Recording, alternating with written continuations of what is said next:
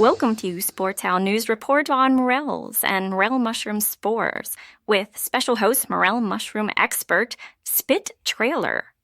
So I'm going to explain my morel mushroom observations about triggering spore release, how much spore can one mushroom hold, and what kind of morels I prefer for food.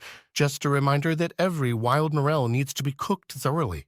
I'm not using sterile lab technique today. These are real wild specimens, but I'm going to share my kitchen science as I have observed and consumed wild morels for years, and I also enjoy experimenting with propagation. I consider it to be peak season when every stage is represented, like this, after a day of hunting.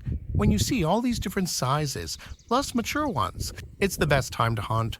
For food, late season is the best time to hunt for spore. This middle mushroom, to me, is the best for eating. Because it's small, and it's dense, and it's clean. Not too many things have taken up residence, and no snails have been here before me. Actually, it is common in the world of mushroom connoisseurs to grade mushrooms and prepare them according to their stage of maturity. You will see this in many mushrooms, including shiitake, maitake, matsutake. Consider even a store-bought cremini as a baby portobello. This morel is about to be ready to drop a lot of golden spore. It took many seasons for my preferences regarding morel mushrooms to develop. After some time, I realized I prefer a dried morel to a fresh morel. Honestly, a fresh morel does not smell very nice. A collection of sun-dried morels smell naturally nutty, earthy, with maple syrup notes and that umami that you can smell. And kind of like I do with other mushrooms, I really prefer to find the early season morel, and I enjoy that more than the late season spore-producing morel. Do you think one morel mushroom can produce this much golden spore? Yes, it can, and more. To make a mature morel release its spore, you need to simulate a dry, hot summer day. A food dehydrator can do this perfectly if you're not given a hot summer day. If you set your dehydrator to around 100 degrees, the morels will respond with a huge release of spore. Only mature morels will do this.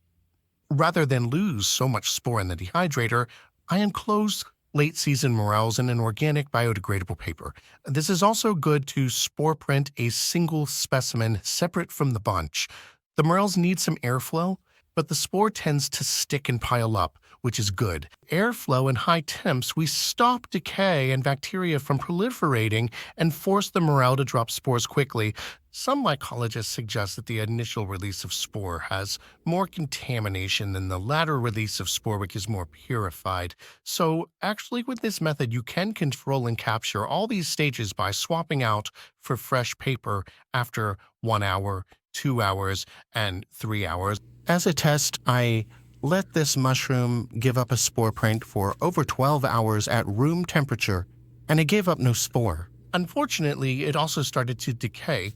This same mushroom in a 100-degree temperature scenario dropped all this spore within 3 hours. With this method, you can collect and use this spore 3 ways. There's still tons of spore on the mushroom for slurries or swabbing or spore or tissue samples.